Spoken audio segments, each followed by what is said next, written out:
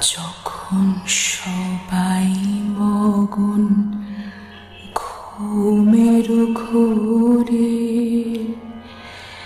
নিয়োগ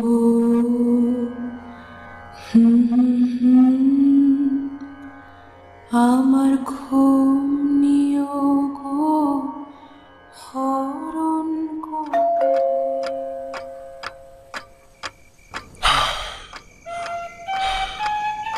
কে?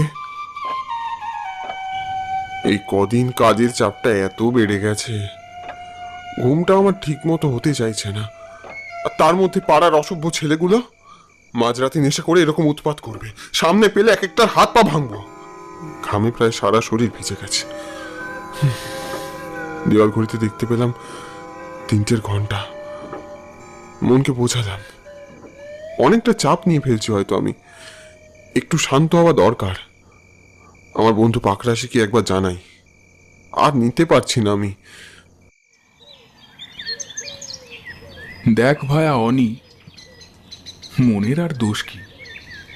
তোর ওপর দিয়ে যে ঝড় বয়ে গেছে তা তো আমরা সকলেই জানি। সর্বরীর তোকে হঠাৎ করে ডিভোর্স দিয়ে চলে যাওয়াটা তুই আজও মেনে নিতে পারিসনি। থাক না এসব কথা, তুই বরং আমার জন্য একটা ভালো ডাক্তারের ব্যবস্থা করতো। পাকরাশি আমার দিকে অদ্ভুত দৃষ্টি নিয়ে তাকালো। অনি, তোকে দেখে কিন্তু আমার মোটেও সুবিধের ঠেকছে না। তোকে দেখে মনে হচ্ছে কোনো এক প্রাচীন প্রেত তোর মধ্যে বাসা বেঁধেছে।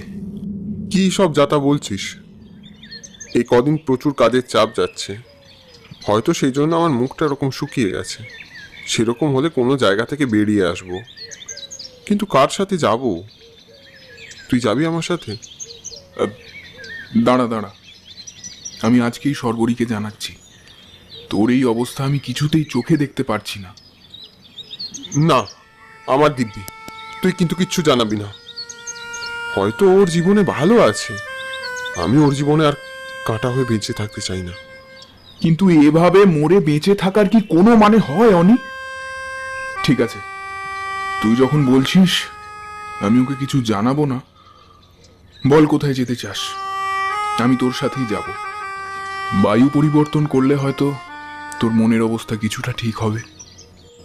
আমি এখন চলি।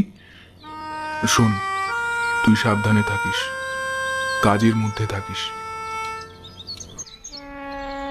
অফিস থেকে কোনো মতে 2 দিনের ছুটি নিয়ে বেরিয়েছি, সাথে করে পাকরাশিও আছে।